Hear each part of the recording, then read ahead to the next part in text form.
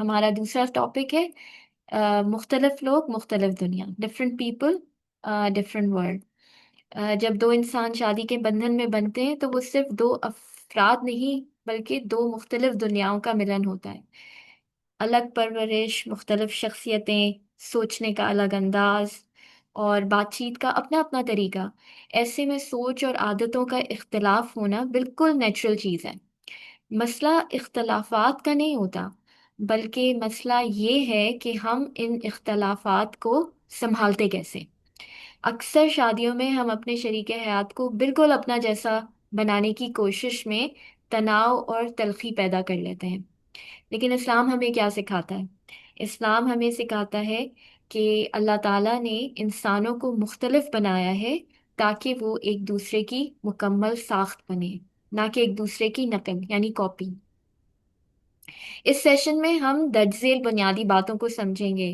Personality differences, ये समझना कि हमारे अलग नज़रियात दुश्मनी नहीं है बल्कि डाइवर्सिटी है। और अपने शरीके हयात को बदलने के बजाय उनके साथ हम आहंगी कैसे पैदा की जाए और तनाज़ात का हल या लड़ाई या अख्तिलाफात के वक्त गुफ्तगू को जहरीला बनने से रोका जाए। तो इस अहम और अमली टॉपिक पे बात करने के लिए मैं नमूद इंस्टीट्यूट फॉर लीडरशिप डेवलपमेंट के बानी प्रोफेसर याहिया नूरी साहब को दावत देती हूँ। आप एक मारूफ लीडर और लाइफ कोच हैं जो जदीद नफ्सियात, एनएलपी और हिप्नोसिस को इस्लामी हिकमत के साथ मिलाकर लोगों को जज्बाती जहानत और पायदार रिश्ते कायम करने की तरबियत देते हैं। मोहतरम याहिया नूरी साहब, माइक आपके हवाले। बिस्मिल्लाहिर्रहमानिर्रहीम अल्हम्दुलिल्लाहि रब्बिल आलमीन अस्सलातु वस्सलामु अला रसूलिन नबील करीम। अस्सलामु अलैकुम एवरीवन। आपको तंग करता रहूंगा मैं, तो मुझे चैट बॉक्स के अंदर थोड़ी सी आपकी एक्टिविटी चाहिए होगी। मुझे पता चलता रहे कि आप लोग जाग रहे हैं या सो रहे हैं। वालेकुम अस्सलाम, जज़ाकल्लाह। अच्छा भाई, मुझे ये बताएं कि मेरे पास एग्जैक्टली हाफ एन आवर है।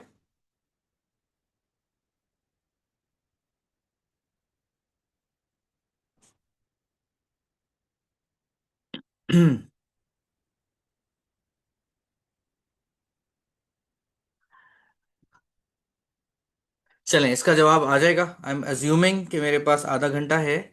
ओके, यस, ओके, ठीक है। जिंदगी को देखने के ना मुख्तलिफ अंदाज होते हैं। एक अंदाज होता है कि जब आप ये देखते हैं कि आपके पास क्या कुछ मौजूद है, क्या कुछ आपको मिल रहा है। एक अंदाज होता है कि आपकी नज़र उस तरफ जाती है जो आपके पास नहीं है। जब हम इस अंदाज से जिंदगी को देखते हैं कि मेरे पास क्या कुछ है, तो इसको हम कहते हैं ग्रैटिट्यूड माइंडसेट। और अगर हम जिंदगी को इस अंदाज से देखते हैं कि हमारे पास क्या कुछ नहीं है, इसको हम कह सकते हैं कि ये इनग्रैटिट्यूड है, नाशुक्रापन है। जिस तरह ये मिसाल है, इस तरह हर मामले को देखने के अंदाज लोगों के मुख्तलिफ हो सकते हैं। ये क्यों मुख्तलिफ होते हैं? अगर आप गौर करें तो हम दुनिया को ऐसे नहीं देखते कि जैसी कि वो है, हम ऐसे देखते हैं कि जैसे हम हैं। अब ये जो मेरा नुक्ता नज़र है या जो मेरा लेंस है, इसको बनाने में बहुत सारी चीज़ों का किरदार है। इसके अंदर सबसे पहले जिस चीज़ का किरदार है वो मेरी बायोलॉजी है। यानी कि मेरे अंदर किस हार्मोन का लेवल कितना है, कौन सा न्यूरोट्रांसमीटर कितना किक ऑफ करता है, बेसलाइन लेवल्स क्या हैं। ठीक है, इससे फरार मुमकिन नहीं, मगर इसको आप किसी हद तक मैनेज कर सकते हैं। उसके बाद अगर मैं थोड़ा सा आगे जाता हूं तो बहुत सारी ऐसी चीजें हैं जो कि सबकॉन्शियस हैं। अभी मैं बेला खान साहबा को सुन रहा था, तो उन्होंने कहा कॉमन पर्पस। तो मेरी जिंदगी का पर्पस मेरे नजदीक क्या है? एटलीस्ट इंडिविजुअल लेवल पे मुझे पता हो कि मेरी जिंदगी का कोई मकसद भी है या नहीं। उसके बाद मेरी आइडेंटिटी क्या है, मैं अपने आप को कौन समझता हूं। अच्छा, आप सोचेंगे जी आइडेंटिटी तो सबको पता होती है, मैं हूं, मेरा एक नाम है। बहुत सारे लोगों से जब आप मिलेंगे तो वो आपसे अपना तारुफ कराएंगे, और वो तारुफ कराते हुए आपको ये बताएंगे जी मैं फला जगह पे फला काम करता हूँ। मिसाल के तौर पे मैं आपको कहूँ कि जी मैं यूनिवर्सिटी में प्रोफेसर हूँ। अब ये आइडेंटिटी मेरे दिमाग पे इतनी चिपक गई है कि जब मैं यूनिवर्सिटी में प्रोफेसर नहीं भी रहूंगा तो भी मैं उस प्रोफेसरी से बाहर नहीं आ पाता। तो भाई, क्या काम से बाहर भी आपकी कोई आइडेंटिटी है, या इसके अलावा भी कोई आइडेंटिटी है? आप अपने आप को किस नज़र से देखते हैं? फिर आपकी वैल्यूज़ हैं। वैल्यूज़ से मुराद ये है कि वो कौन से उसूल हैं जिनके तहत आप जीते हैं और जिनके तहत आप मर सकते हैं, यानी जान दे सकते हैं कि यार इस चीज़ के ऊपर आंच नहीं आनी चाहिए, ये तो बहुत अहम है, लड़ सकते हैं किसी से। हैप्टीट्यूड, आई लाइक इट, इसको तो मुझे नोट करना चाहिए। अच्छा, अब इससे आगे आते हैं। जब मेरे सामने मेरा पर्पस, मेरी आइडेंटिटी, मेरी वैल्यूज क्लियर होती हैं तो मैं कुछ चीजें सीखने में, समझने में वक्त लगाता हूँ, या कुछ चीजों पे वक्त लगाता हूँ। जिन चीजों पे भी मैं वक्त लगा रहा हूँ वो चीजें वक्त के साथ साथ इम्प्रूव होती चली जाती, मेरा वो स्किल बढ़ता चला जाता है। अच्छा, वो एक अच्छा स्किल भी हो सकता है और वो एक बुरा स्किल भी हो सकता है। मिसाल के तौर पे मेरे सामने कोई प्रॉब्लम आई, अब मैं आधे घंटे बैठ के उसके बारे में सोचता रहूं और हौलता रहूं, ये एक ऐसा स्किल है जो मुझे नुकसान दे रहा है। But because I have traded this path so many times, it becomes very natural to go on that path. तो ये मेरी कैपेबिलिटी है। फिर मेरा कुछ बिहेवियर है जो मेरी हरकतों से आपको नजर आ जाएगा कि भाई ये साहब इस तरह काम करते हैं। इनका काम करने का, बात करने का, सोचने का तरीक़ाकार, जो ऑब्जर्वेबल बिहेवियर जिसको कोई दूर से देख के पहचान सकता है। और फाइनली मैं अपने इर्द गिर्द एक एनवायरनमेंट क्रिएट करता हूं जिसके अंदर वो बिहेवियर्स पॉसिबल हो पाते हैं। ये सारा कुछ मेरे लिए खास है, इस पूरे प्रोसेस से मैं गुजरा हूं, और मेरे अंदर मुख्तलिफ वक्तों में जो मेरी लाइफ रही है उसने ये लेवल्स, आप यूं समझ लें, मुतय्यन किए हैं। अब अगर मैं समझूं कि दूसरा भी दुनिया को उसी लेंस से देखेगा जिस लेंस से मैं देख रहा हूं, तो ये मेरी गलती है, क्योंकि उसकी वैल्यूज, उसकी आइडेंटिटी, उसका पर्पस, उसकी कैपेबिलिटीज, उसका बिहेवियर, उसका एनवायरनमेंट डिफरेंट है। तो सबसे पहले तो हमें ये समझने की ज़रूरत है कि जब आप किसी भी शख्स से इंटरेक्ट करते हैं, चाहे वो स्पाउस हो, या आपकी दोस्त हो, या आपके पेरेंट्स हो, कोई भी हो, बहन भाई हो, उनकी ये जो सारी चीज़ें हैं ये सब अलग होंगी। अच्छा, फिर उसके बाद उनकी एस्पिरेशंस भी अलग होंगी। वो ज़िंदगी में क्या करना चाहते हैं, अगर आप वो नहीं करना चाहते तो वो दुनिया को एक मुख्तलिफ अंदाज से देखते हैं। वो एस्पिरेशन उस लेंस का एक शेड कायम करेंगी जिससे वो दुनिया को देखते हैं। उसके बाद मजीद सवाल ये आता है कि अच्छा भाई, एस्पिरेशंस अलग होंगी। अगर कोई शख्स किसी पर्टिकुलर हालात से गुजर के आया है माजी में, उसकी कोई अनमेट नीड्स हैं, तो वो चीज़ रिफ्लेक्ट होगी। मैंने ज़्यादा अरसा नहीं हुआ रिलेशनशिप्स के ऊपर लोगों के काम करना शुरू किया, तो मुझे एक चीज़ का बड़ी शिद्दत से एहसास हुआ, पता नहीं उसको मुझे लगता है कि कहना भी चाहिए या नहीं कहना चाहिए, बट जो लोग टूटी फूटी फैमिलीज से आते हैं उनकी लाइफ में आगे जाके वो चीज़ें नज़र आती हैं। वो अपने स्पाउजल रिलेशनशिप्स को मैनेज नहीं कर पा रहे होते, ख़ास तौर से हजरात। ख़वातीन का मुझे नहीं पता, अभी तक तजर्बा नहीं हुआ है। होगा तो फिर मैं आगे मजीद शायद अगले साल कभी मौका लगे तो फिर आपको बता सकूंगा। तो कहने का मकसद ये है कि एक शख्स जिसकी अनमेट नीड्स हैं, वो उन नीड्स को एक पर्टिकुलर अंदाज में शो ऑफ करेगा, एग्जिबिट करेगा। नाउ बीइंग अ पर्सन, अगर मैं चाहता हूं कि मैं किसी को अपनी बात समझा पाऊं तो मुझे सामने वाले को समझना पड़ेगा। अब ये बड़ा मुश्किल काम है। हम जब ये काम शुरू करते हैं अपनी प्रैक्टिस के अंदर, तो वी स्टार्ट विद, डिपेंड करता है कि मैं किसके साथ काम कर रहा हूँ।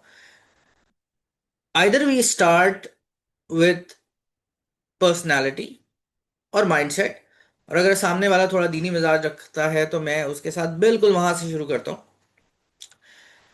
कि भाई अल्लाह ताला ने आपको कैसा बनाया है। आपको अगर किसी भी चीज के बारे में, ये फोन है फॉर एग्जांपल, तो मुझे अगर इस फोन के बारे में मालूमात हासिल करनी है, तो the best place to go is manufacturers manual. कि जिसने इस फोन को बनाया है वो ज्यादा बेहतर जानता है कि इस फोन के अंदर क्या फंक्शंस हैं और क्या फंक्शंस आ सकते हैं। तो हमें बनाने वाली जात अल्लाह सुब्हानहू व तआला की जात है। तो हम अल्लाह सुब्हानहू व तआला की तरफ देखते हैं कि हमें वो एक्सप्लेन करे कि उसने हमें कैसा बनाया है, हमारी डिफॉल्ट सेटिंग्स क्या हैं। तो जब हम डिफॉल्ट सेटिंग्स की बात करते हैं तो देख के बड़ी ही मायूसी होती है, क्योंकि अब बनाने वाले ने बताया कि भाई तुम्हें कमजोर बनाया है, तुम्हें झगड़ालू बनाया है, तुम्हें जल्दबाज बनाया है। कम लोग शुक्र करते हैं। अब ऐसे बंदे के साथ रहना तो क्या, काम करना भी पॉसिबल नहीं है। बहुत मुश्किल है कि एक बंदा जो जल्दी मायूस हो जाता है, जल्दबाज है, झगड़ालू है, फसादी है, उसके साथ अब कैसे रहेंगे यार, कैसे काम करेंगे। फिर अल्लाह ताला कहते हैं, वा इबादुर रहमान अल्लज़ीना यमशूना अलल अर्दि हौना व इज़ा ख़ातबहुमुल जाहिलूना क़ालू सलामा। औज़ु बिल्लाहि मिनश शैतानिर रजीम। कि रहमान के बंदे तो वो होते हैं जो कि जमीन पर नरम चाल चलते हैं, और जब उनसे कोई उलझने की कोशिश करता है, झगड़ने की कोशिश करता है, उनके साथ बहस मुबाहिसा करता है, उसको कहते हैं अस्सलाम वालेकुम जी, आप अपना रास्ता लें, मुझे अपना रास्ता लें। तो बिला वजह की चीजों में नहीं पड़ते। अब इसका मतलब ये है कि जैसे जैसे आपके अंदर बंदगी का और ईमान का सॉफ्टवेयर इंस्टॉल होता है, वैसे वैसे आपकी फंक्शनैलिटी इंप्रूव होना शुरू हो जाती है। वो जो डिफॉल्ट सेटिंग्स हैं आप उससे बाहर आ जाते हैं and you start moving towards excellence. अब जितना जिसके अंदर ये ईमान का सॉफ्टवेयर स्ट्रांग होगा, जितना जिसके अंदर ये बंदगी का मादा स्ट्रांग होगा, उतना ही ज्यादा वो अल्लाह सुब्हानहू व तआला के साथ जुड़ेगा, और वो अपने रिश्तों के अंदर, अपने मामलात के अंदर इस खौफ के साथ काम करेगा कि यार मेरा रब कहीं मुझसे नाराज ना हो जाए। तो जिस शख्स को अल्लाह का खौफ है वो आपके साथ जाती नहीं करेगा, क्योंकि उसको ये शक होगा कि कहीं ऐसा ना हो कि मेरे गले ही पड़ जाए ये चीज। बट हर एक का अल्लाह ताला के साथ कनेक्शन डिफरेंट हो सकता है। जिसका कनेक्शन जितना ज्यादा स्ट्रांग है, जिसका जज्बाती ताल्लुक अल्लाह के साथ जितना स्ट्रांग है, उतना ज्यादा वो अपने मामलात के अंदर चीजों का ख्याल रखेगा। अच्छा जी, यहां से हम आगे चलते हैं। अच्छा, I am touching everything very briefly, क्योंकि मैं जाहिर है जो चीजें 10 घंटों में कराता हूँ वो आपको आधे घंटे में नहीं करा सकता। इसके बाद हम अगले पड़ाव पे चलते हैं, तो वो पर्सनैलिटी का पड़ाव है। मुख्तलिफ होते हैं लोग। हम एक छोटा सा टेस्ट करते हैं, 16personalities.com लिख के सर्च करेंगे ना आप, तो वो आपको बता देगा कि आपकी पर्सनैलिटी इन 16 पर्सनैलिटीज में से क्या है। आप में से कुछ लोग साइकोलॉजिस्ट हैं, अगर, क्योंकि आप लोग कोचिंग कर रहे हैं तो प्रॉब्ली कुछ ना कुछ किसी का इंटरेस्ट ज़रूर होगा। तो हम अगर प्योर स्टैटिस्टिकल टर्म्स में बात करें तो इस टेस्ट के अंदर प्योर साइकोलॉजिस्ट को, या जो स्टैटिस्टिक्स वाले लोग होते हैं, बायोमेट्रिक्स वाले, उनको, साइकोमेट्रिक्स वाले, उनको एतराज़ होता है, कुछ प्रॉब्लम्स हैं इसमें। इसके मुकाबले में एक और टेस्ट है, बिग फाइव ओशन मॉडल, वो उसको पसंद करते हैं, लेकिन इसकी अपनी एक वैल्यू है। और मैं समझता हूँ अपने जो थोड़े बहुत तजर्बा है उसके हवाले से, कि this is a qualitative lens to look at what it is showing. जो साइकोलॉजी पढ़ चुके हैं उनको मेरी बात समझ में आ गई होगी, बाकी लोग इसको इग्नोर कर सकते हैं। अच्छा खैर, तो ये आपको बताएगा कि भाई आप दुनिया के साथ मामलात करते हुए कैसे हैं। अब कुछ लोग होते हैं जो बहुत बातूनी होते हैं, हंसी मजाक करते हैं, महफिल की जान होते हैं, कहीं आपको बैठे हुए नजर आ जाएंगे तो आप देखेंगे कि भाई सब लोग उनकी तरफ देख रहे हैं और वो जोर जोर से हंस हंस के बातें कर रहे हैं। तो ये एक्सट्रोवर्जन है। अगर दूसरे एंड पे देखेंगे तो आपको एक खामोश तबीयत इंसान नजर आएगा जो कि ज्यादा बात नहीं करता, और दो चार जुमले बोल के बस खामोश हो जाता है। ये इंट्रोवर्जन है। अब एक्सट्रोवर्जन और इंट्रोवर्जन के अंदर जो फर्क है, अगर दो लोग एक्सट्रोवर्ट हैं तो काम बड़ा अच्छा चल जाता है। आप और आपका स्पाउस, जिस हवाले से हम बात कर रहे हैं, दोनों जोर जोर से बोलते रहते हैं, दोनों खुशी खुशी सुनते रहते हैं, काम चल रहा है, ना भी सुने तो कोई फर्क नहीं पड़ता उनको। दोनों इंट्रोवर्ट्स हैं तो अगर आपस में दोस्ती हो गई तो बोलते रहेंगे, नहीं होगी तो दोनों खामोशी खामोशी जिंदगी गुजार देंगे, तो भी इतना बड़ा मसला नहीं है। अब अगर एक एक्सट्रोवर्ट है और एक इंट्रोवर्ट है तो काम चल तो जाता है, लेकिन जो इंट्रोवर्ट है, समवेयर डाउन इनसाइड उसको लगता है कि यार उसकी बात सुनी नहीं जाती, बिकॉज सामने वाली तो अपना ही बोलती रहती है, मेरी तो सुनती नहीं है कभी। तो उसको आपको, you have to draw him out, उससे दो चार सवाल कर लें अच्छे अच्छे। एक बड़ी प्यारी सी किताब है सुपर कम्युनिकेटर्स, उसको जरूर पढ़ें। स्पेशली उसके अंदर एक कंपोनेंट है जहां पे वो स्पाउसल रिलेशनशिप्स के बारे में बात करता है। मैं ब्रेक लगा के इस पे एक छोटी सी बात कर लेता हूँ, क्योंकि मुझे लगता है कि आपके लिए बड़ा अहम है कि आप इस बात को समझें। वो कहता है कि उसने डिफरेंशिएट किया है super communicators.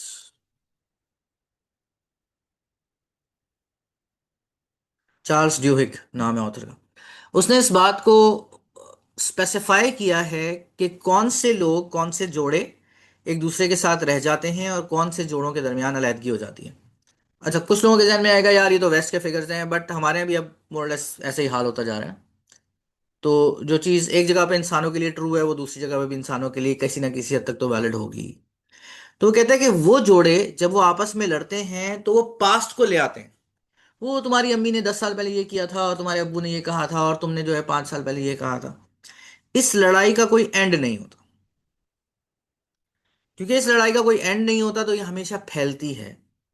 And it ends, it doesn't end rather, it pauses at a bad note. ड्यूहिग।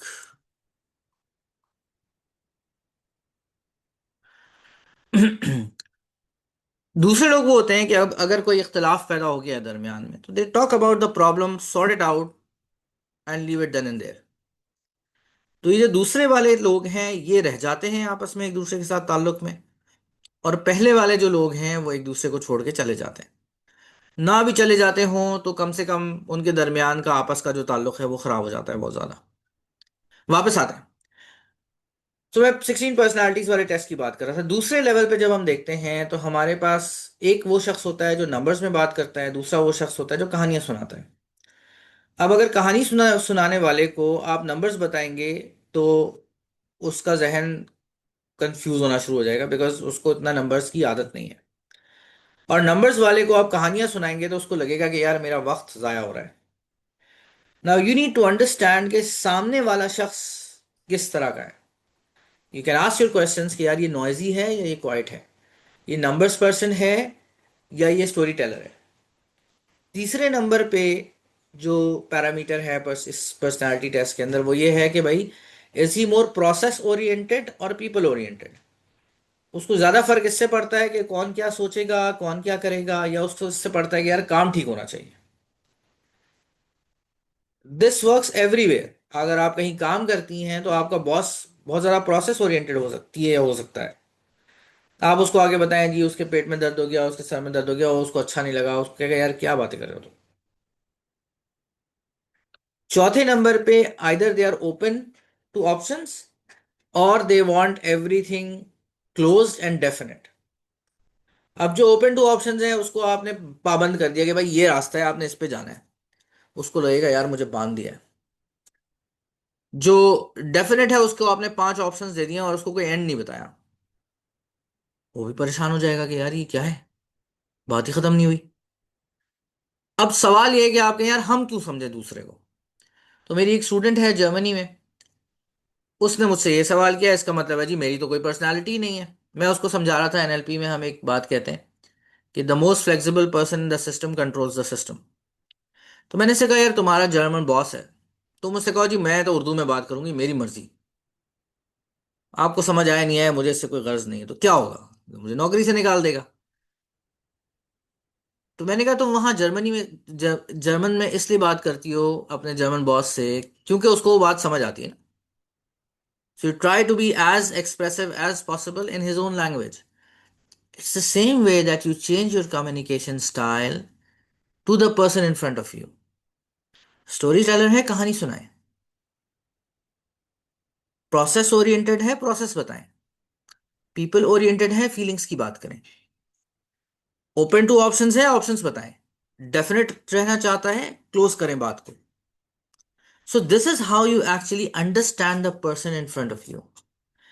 अच्छा, personality is a deep structure, मगर बहरहाल आप दो चार सवाल करके ना आसानी से अंदाजा लगा सकते हैं। इससे डीपर भी चीजें होती हैं, जैसे वैल्यूज आइडेंटिटी डीपर है। उसके लिए आपको अच्छा खासा सामने वाले बंदे को स्टडी करना पड़ेगा, या उससे पूछना पड़ेगा, यार तुम्हारे लिए क्या अहम है। अब एक बंदे के लिए सच बोलना बहुत अहम है। अच्छा, सच बोलने के साथ साथ ना वो थोड़ा ब्लंट भी है। तो उसको समझाना पड़ेगा कि देखें, आपका जो सच है ना, उससे लोगों को तकलीफ होती है। आप सच बोलना मत बंद करें, मगर सच बोलने का अंदाज बेहतर बना लें, अपने लहजे को कंट्रोल कर लें। वही बात प्यार मोहब्बत से की जा सकती है। वही बात जिस टाइम पे आपस में चकचक हो रही है, उसके आधे घंटे बाद ऐसे की जा सकती है, यार आपने वो बात कही थी ना, मुझे बड़ा दुख हुआ। आप यकीन करें, आपको जितने आपके झगड़े हैं उससे आधे से ज्यादा रिजॉल्व हो जाएंगे, अगर आप थोड़ा सा अपने आप को कंट्रोल करना सीख लें कि यार मुझे इसी टाइम पे जवाब नहीं देना है, मुझे थोड़ी देर बाद उस बात को सामने लेके आना है, और मैं सिर्फ इतना कहूंगी, यार मुझे तकलीफ हुई आपकी बात से। फिर मजे की एक और बात है कि इनको हम कहते हैं, ये जो अंदर वाली चीजें हैं ना, इनको हम कहते हैं मेटा प्रोग्राम्स। तो दे आर सबकॉन्शियस। आप उसको आसानी से नहीं देख सकते। कुछ लोग होते हैं जो काम को पहली फुर्सत में कर लेते हैं, कुछ लोग होते हैं जो काम को डिले करके आखिर में जाके करते हैं। अब अगर मुझे पता है कि मेरा मेरा मेटा प्रोग्राम क्या है, फॉर एग्जांपल, तो मैं क्योंकि कॉन्शियस हूं उससे, तो I would try and manage my self. अब आपने कहा है जी बिल जमा करा दें, बंदा बैठा हुआ है, वो आखिरी दिन से एक दिन पहले बिल जमा कराएगा। अब आप कहेंगे यार ये तो काम ही नहीं करते, उनको कितनी बार कहा है। But's the way he operates. तो आपको जब एक दफा पता चल गया है कि इसने आखिरी दिन काम करना है, तो उसको आखिरी से एक दिन पहले, यार वो दो दिन रह गए हैं, आप प्लीज बिल जमा करा देंगे, तो हो जाएगा काम आपका। कभी कभी नहीं भी होगा। अच्छा, मैं एक एवरेज किस्म के बंदे की बात कर रहा हूँ, कुछ होते हैं सख्त किस्म के, अबू जहल टाइप, तो उनका कुछ नहीं कर सकते आप। एक बात मैं नॉर्मली, जो हमारे थोड़े से, इसको हम कहते हैं ना कि दावत वाले मिजाज के लोग होते हैं, उनको समझाता हूँ कि देखें, अंबिया जो थे ना, अल्लाह ताला के चुने हुए लोग थे। वो ऐसे अफराद थे जिनको अल्लाह ताला ने हैंड पिक किया है। मैं जितना भी ईमानदार नेक बन जाऊं, मैं उस लेवल को नहीं पहुंच सकता, और वो रास्ता भी बंद हो गया है, कुछ भी कर लूं जिंदगी में।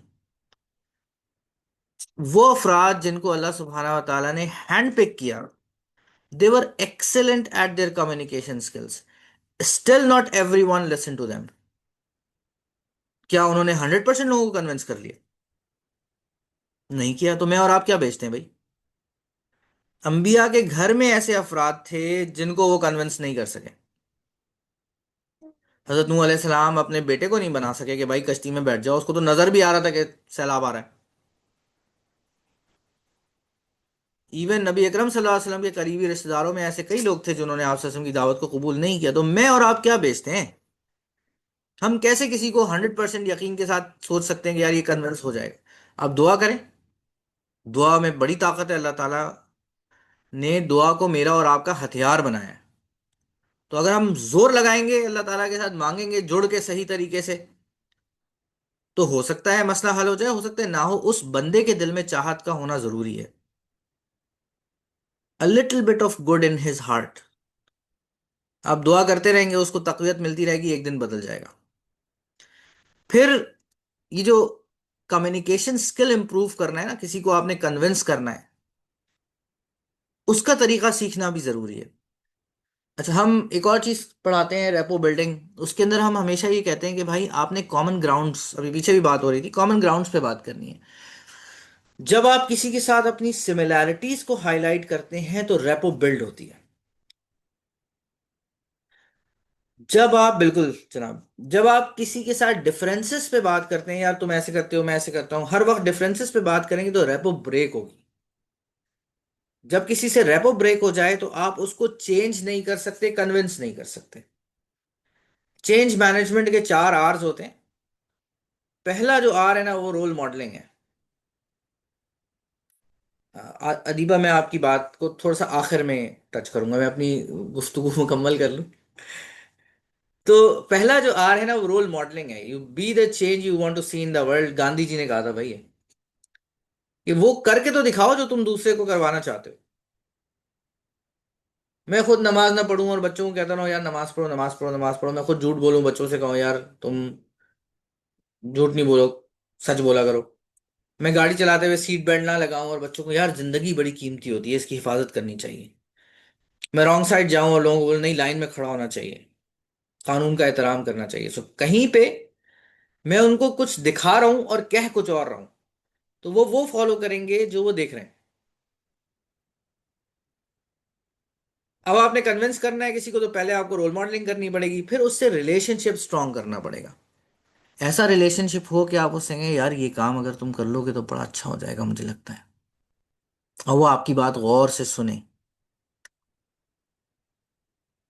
फिर जब रिलेशनशिप स्ट्रांग होता है ना, तो ये वाली बात जो मैंने अभी कही आप कह सकते हैं। दैट मीन्स कि रियलाइजेशन करवाएंगे आप उसको। रियलाइजेशन कराने का सबसे बेहतरीन टूल है, मुझे यकीन है कि आपने सीखा होगा, that is questioning. Putting the right question in the right place at the right point of time means कि आपने उसके दिमाग में एक बीज डाल दिया है जिसने अपना जोबन दिखाना ही दिखाना है इंशाल्लाह। तो आपने उसको सोचने पे मजबूर किया है। और आखिर में जब आपको उसके अंदर थोड़ी सी भी तब्दीली नजर आए, यू अप्रिशिएट दैट पर्सन, यार आपने ये काम किया बहुत मुझे खुशी हुई, दिल मेरा खुश हो गया। तो you're actually moving that person towards improving. अच्छा, अब हम वापस चलते हैं। पर्सनैलिटी हो गई, कुछ हमने मेटा प्रोग्राम्स की बात कर ली कि सबकॉन्शियसली हम डिफरेंट होते हैं, कुछ हमारा माइंड सेट डिफरेंट होता है। अब फॉर एग्जाम्पल मैं दुनिया को देखता हूं एक स्कार्सिटी माइंडसेट के साथ। शैतान मेरे इधर बैठा हुआ है, जब फूके मारता रहता है, वो कहता है यार तुम अगर फला काम नहीं करोगे ना तो गरीब हो जाओगे। आप हैरान होंगे, मैं जब अपने, मेरे कोर्सेज ज़्यादातर वन ऑन वन होते हैं, तो जब कोर्स खत्म करता है कोई, तो मैं उसे कहता हूँ कि आपने अब 3 महीने बाद मुझे शक्ल दिखानी है अगर आपका दिल चाहे। पहले आप जो मैंने सिखाया है उसको आप इम्प्लीमेंट करेंगे, उसके असरात देखेंगे, आपको महसूस होता है कि आपको नेक्स्ट लेवल पे आना चाहिए तो आए, नहीं आना चाहिए तो अय्याशी करें। ऑब्वियसली हर लेवल की अपनी एक फायदे हैं, एक्सपर्टीज डेवलप होती है बंदे के अंदर। अब शैतान मुझे कहता है कि भाई ये जो आखिरी सेशन वाला टाइम है ना, ये जबरदस्त टाइम है अगला सेशन, अगले पूरा पैकेज बेचने का। क्योंकि वो बंदा ये फील कर रहा है कि यार अब तो सर से बात नहीं होगी दोबारा इस तरह बैठ के घंटा घंटा। लेकिन मैं उनको सुकून से फैसला करने का टाइम देता हूँ। ना आए तो कोई कोई बात नहीं, आ जाए तो भी, जो आ जाए उसका भी भला, जो ना आए उसका भी भला। बिकॉज मैं नहीं चाहता कि कल को उसको रिमॉर्स हो कि यार देखो उन्होंने एक और प्रोग्राम भेज दिया मुझे। शैतान आपको डराता है मुफलिसी से। शैतान याइदुकुमुल फक्र व यामुरुकुम बिल फहशा, और आपको बेहयाई के कामों पे उकसाता है। अब बेहयाई सिर्फ यही नहीं है कि किसी के कपड़े कम है ना, अल्लाह सुब्हाना व तआला रज़ाक है, उसके होते हुए आप 2 नंबरियां करें, यार इससे ज्यादा बेहयाई और क्या होगी। तो शैतान आपको डराता है कि यार तुम ये हैंकी पैंकी नहीं करोगे ना तो तुम गरीब हो जाओगे। अल्लाह ताला तुम्हें अपनी मगफिरत और अपने फजल की तरफ बुलाता है। अब ये सिर्फ फाइनेंसेस की बात नहीं है, यार मैं अगर किसी की मदद कर दूंगा तो मेरा क्या चला जाएगा। मैं किसी की बात, अपनी दिल के अंदर थोड़ी मुझे तकलीफ हुई है लेकिन मैं उससे नरमी से बात कर लूंगा तो मेरा क्या चला जाएगा। ये भी आप उसको, मतलब अपने आप को, अपनी जरूरियात को काट के, मैं दिल तो चाह रहा था कि मुक्का मार दूं उसको, लेकिन मैं कहा ठीक है यार जाओ कोई बात नहीं, अल्लाह के लिए माफ करते हैं, अल्लाह मुझे माफ करेगा। तो दिल बड़ा करना, ये भी एबंडेंस माइंडसेट है। हम इकोनॉमिक्स फाइनेंस में एक टर्म पढ़ते हैं जिसका नाम है, जिसको हम कहते हैं साइज ऑफ द पाई। आप में से बहुत सारे लोग जाहिर है कोचिंग की तरबियत ले रहे हैं तो कोचिंग करेंगे आगे। तो एक सोच ये है कि यार मैं किसी तरह इसको भी पकड़ लूं, उसको भी पकड़ लूं, कुछ को जाने ना दूं अपने पास। मैंने कामरान साहब के साथ एनएलपी की ट्रेनिंग की, वो एक बड़ी जबरदस्त बात करते थे, कहते थे क्लाइंट अल्लाह भेजता है। और मैंने वाकई में देखा है कि किसी को मैं कन्विंस कर रहा होता हूँ, अच्छा मैं इसलिए कन्विंस कर रहा होता हूँ कि मुझे पता है उसने मुझसे 10 बार चीजें डिस्कस की हैं कि यार इसको एक प्रोसेस में से गुजारना जरूरी है, और वो नहीं आता। वो उस सफरिंग के अंदर है कॉन्स्टेंटली, मेरे पास बार बार आ रहा है, मरहम पट्टी करा के जा रहा है, लेकिन उसको ऑपरेशन की जरूरत है और वो नहीं समझ रहा ये बात। मगर दूर से कोई दूसरा आ जाता है जिसको मुझे, जिससे मैंने कभी बात भी नहीं की, वो सिर्फ तहरीरें पढ़ रहा था और आ गया। सो द पॉइंट इज कि अगर आप अपने रिलेशनशिप के अंदर भी ये देखेंगे ना कि यार ठीक है, this guy is different from me, looks at the world from a different perspective, मुझे अपना दिल बड़ा करना है थोड़ा सा, और मुझे आहिस्ता आहिस्ता इसको उस रास्ते पे लेकर आना है जिस रास्ते पे से होना चाहिए, जो कि मेरा रास्ता नहीं है, जो कि अल्लाह और उसके रसूल सल्लल्लाहु अलैहि वसल्लम का बताया हुआ रास्ता है। लक़द कान लकुम फी रसूलिल्लाहि उस्वतुन हसना, मेरे और मेरी स्पाउस के लिए, दोनों के लिए बेहतरीन रास्ता वही ना जो नबी अकरम सल्लल्लाहु अलैहि वसल्लम ने, जिसके ऊपर चल के दिखाया है। अब एक सवाल आया था, हम उसको भी किसी तरीके से एड्रेस कर लेते हैं कि टाइम मुझे लग रहा है कम रह गया। कम्युनिकेशन स्किल कैसे बेहतर करें? इसके मुख्तलिफ तरीके हैं, देखें। आप एक तो, मैं जैसे आपके साथ बात कर रहा हूं तो मेरे सामने कई लोग हैं जिनसे मैं कभी मिला नहीं हूं, जिनको मैं कभी जानता नहीं हूं, जिनके बारे में मुझे कुछ नहीं पता। पर मुझे पता है कि जी आप तमाम खवातीन जो हैं वो एक प्रोग्राम के साथ एसोसिएटेड हैं, दैट्स इट। इन जनरल, आप जब कभी किसी इस तरह की पब्लिक गैदरिंग में जाएं तो आपको ये पूछना चाहिए, या एटलीस्ट वहां जाकर पूछना चाहिए कि जी आप लोग किस बैकग्राउंड से हैं। मिसाल के तौर पे मैं किसी मेडिकल यूनिवर्सिटी में जाता हूँ या किसी मेडिकल कॉलेज में जाता हूँ, तो जो ऑडियंस मेरे सामने बैठी होती है मैं उससे एक मुख्तसर सा तारुफ लेता हूँ कि भाई जल्दी से अपना आप नाम बता दें और मुझे बता दें कि आप क्या करते हैं यहाँ पे। It gives me an idea to के उनका बैकग्राउंड क्या है, and that helps me to bring up relevant examples जो उनको समझ में आए। तो सबसे पहले तो सामने वाले को समझना जरूरी है। जैसे जैसे आप सामने वाले को समझेंगे, आपके लिए अपनी कम्युनिकेशन को टेलर करना आसान होता चला जाएगा। उसके बाद कुछ ऐसे लोगों को जरूर ऑब्जर्व करें जिनके बारे में आपको यकीन है कि यार इनकी कम्युनिकेशन बड़ी सॉलिड है। Then there is a mechanism जिसको हम एनएलपी में कहते हैं modelling. You look at the emotion, you look at the cognition, and you look at action और इनएक्शन।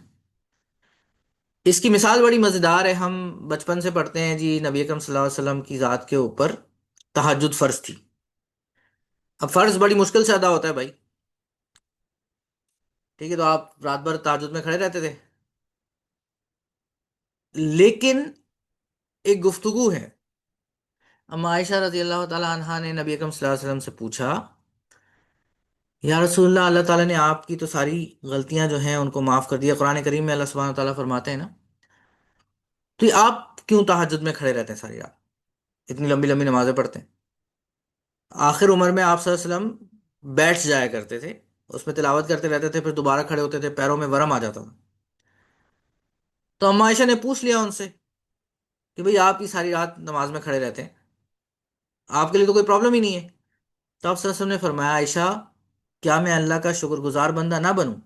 अब आप दोबारा देखेंगे, आप सल्लल्लाहु अलैहि वसल्लम तहज्जुद इसलिए पढ़ रहे हैं कि कॉग्निशन ये है कि नमाज में खड़े होना अल्लाह की शुक्रगुजारी है, इससे शुक्रगुजारी का जज्बा पैदा हो रहा है, इससे वो एक्शन हो रहा है।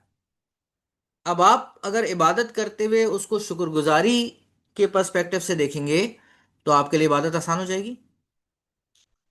So you look at the life of people for any skill. आप किसी एक सहाबिया को ले लें, आप किसी एक सहाबी को ले लें, आप किसी एक आम से इंसान को ले लें जिसका कम्युनिकेशन स्किल आप देख रहे हैं, and map it to the basic level कि यार ये ऐसा क्या काम कर रहा है कि इससे ये इस किस्म की कम्युनिकेशन प्रोड्यूस हो रही है। That's make it easy for you to learn from those people.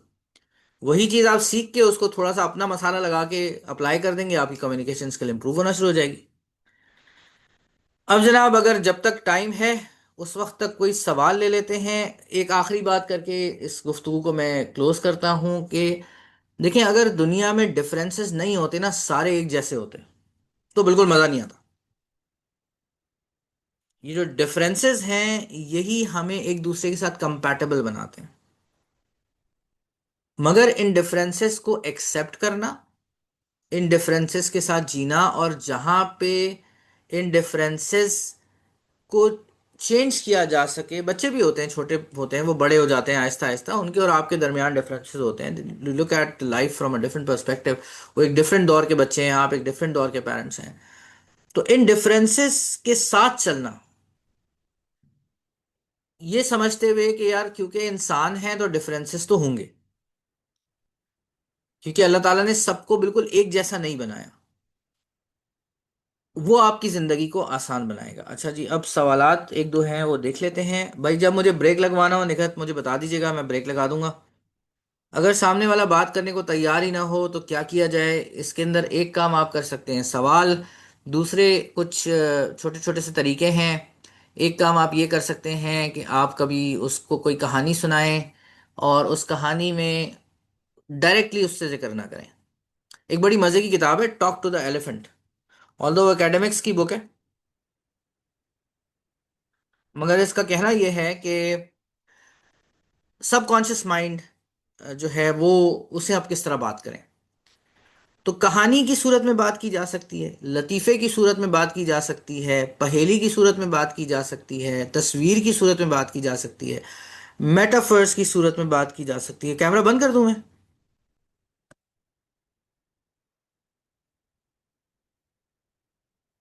अच्छा।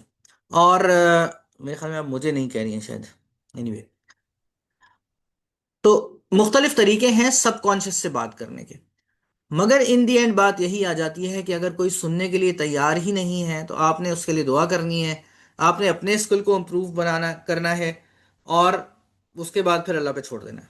कि हो सकता है अगर कोई बिल्कुल ही अबू जहल टाइप हो तो नहीं सुनेगा ना आपकी बात, फिर आप क्या कर सकते हैं? कुछ नहीं कर सकते, पैगंबर भी कुछ नहीं कर सके, तो मैं और आप क्या करेंगे? Seek to understand first then to be understood, बड़ी अच्छी बात है, बिल्कुल सही। अच्छा जी, ये वाली बात भी हो गई। Emotion, cognition, action was consistently focused on my task, but after some time I'm no longer able to continue. अच्छा भाई, देखें, एक बड़े मज़े की बात है कि मैं बहुत सारे लोगों को ये सिखाता हूँ कि जिस काम का टाइम एलोकेट हो जाता है वो मुकम्मल हो जाता है। एक बड़ी ज़बरदस्त किताब थी, पावर ऑफ एन आवर। उसका जस्ट ये है कि आपकी ज़िंदगी का जो सबसे अहम काम है ना, उसको 1 घंटे का टाइम उसके नाम कर दें। वो घंटा जो आपका सबसे प्रोडक्टिव घंटा है, जिसमें कोई आपको तंग नहीं करता, and daily you start attending to that. जब आप डेली उसको 1 घंटा ना भी दें, 15 मिनट दें, 10 मिनट दें, 5 मिनट दें, बैठे उसको लेके, तो आप देखेंगे कि विद इन अ मंथ आपको उसके ऊपर बहुत ज्यादा इंप्रूवमेंट नजर आएगी, कि आप बहुत आगे बढ़ चुके होंगे। मगर अगर आप परफेक्शनिस्ट बने रहे कि यार घंटा मिलेगा तो दूंगी, नहीं तो नहीं दूंगी, तो वो कभी भी पूरा नहीं होगा। जितना मिल जाए उतना अच्छा। अच्छा जी, मैं एनएलपी कोर्स ऑफर नहीं करता, मेरे डिफरेंट लेवल्स हैं। सो हम शुरू करते हैं। अगर कोई बहुत ही ज़्यादा परेशान किस्म का इंसान है तो आज़ाद से। आज़ाद के बाद हमारे पास पहला लेवल होता है पर्सनल एक्सेलेंस। आज़ाद समझ लें -1 है। पर्सनल एक्सेलेंस या लीडरशिप एक्सेलेंस, फिर इमोशनल इंटेलिजेंस। इमोशनल इंटेलिजेंस का एक कोर्स भी हम अभी ऑफर करने वाले हैं, आप निकट से तफसीलात ले सकते हैं। और तीसरे नंबर पे हमारे पास होता है mind mastery, which is more NLP dominated.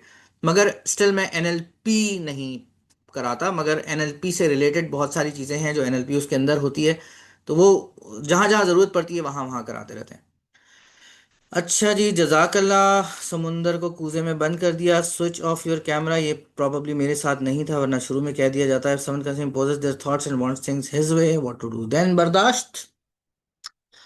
Power of N R, ये किताब पढ़ने की जरूरत नहीं है आपको। जो इसके अंदर जस्ट था वो मैंने आपको बता दिया। पूरी किताब पढ़ के भी आपको ये पता चलेगा, बाकी कहानी है। अच्छा, डू यू हैव वन? मेरा methodology primarily one on one ही है जनाब। NLP as a tool, yes. So हम इवन लीडरशिप से या पर्सनल एक्सेलेंस से जब शुरू करते हैं तो उसमें भी थोड़ी बहुत एनएलपी होती है। इमोशनल इंटेलिजेंस में जाते हैं तो उसमें एनएलपी बढ़ जाती है। माइंड मास्टरी प्योरली जिसको हम कहते हैं कि बेसिस उसकी एनएलपी है, और उसके अलावा भी उसमें चीजें होती हैं। एनएलपी क्या होती है, ये बहुत मुश्किल काम है आपको समझाना। It's called neuro linguistic programming. और ये, अगर आप मुझसे आसान जबान में पूछे तो this is art of communication. दुआओं में याद रखें आप लोग। निगत से मेरे चैनल्स के लिंक्स ले सकते हैं, उसकी फीस सिर्फ दुआएं होती है। और आपको जब फ़ायदा हो तो आप मेरे लिए दुआ कर दें। तहरीरें उसके ऊपर मैं रेगुलरली लिखता रहता हूँ, पर्सनल डेवलपमेंट के ऊपर। आप मुझे फेसबुक पे तलाश कर सकते हैं, लिंक्डइन पे तलाश कर सकते हैं। आप मेरा नाम लिखेंगे तो आपको बहुत सारी जगहों पे नज़र आ जाएगा। So you can join those links, और वहाँ से आपको जो फ़ायदा मिले, आप बस जब फ़ायदा मिले तो मेरी दुआ कर दें, काफ़ी है।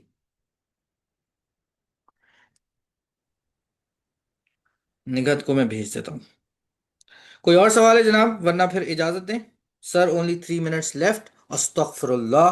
बहुत बहुत माजरत भाई, ये तो मैसेज मैंने अभी देखा है, मैं बात करते हुए मैसेज नहीं देखता, तो मेरे 3 मिनट 10 मिनट पहले पूरे हो चुके हैं। तो मुझे इजाजत दें। और अगर कोई और जो है वो माइक लेना चाहे तो बिस्मिल्लाह। आपको मुझे यहाँ मैसेज करना चाहिए था ना। मैं तो बंदे से बात भी कर रहा होता तो मैं मोबाइल नहीं देखता अपना। जज़ाकल्लाह खैरन कसीरन सर। आपने बहुत ही ज़बरदस्त तरीके से समझाया कि मॉडर्न साइकोलॉजी और इस्लामिक हिकमत जो है, किस तरीके से दो शख्सियात और तमाम तर तब्दीलियों और फ़र्क के बावजूद हम कैसे तस्लीम कर सकते हैं। और इसके लिए जो आपने टेक्निक्स बताई वो भी मुझे यकीन है कि हम लोगों के लिए और तमाम ऑडियंस जो भी है यहाँ पे बैठी हुई उन सब के लिए भी मुफीद साबित हुई होगी।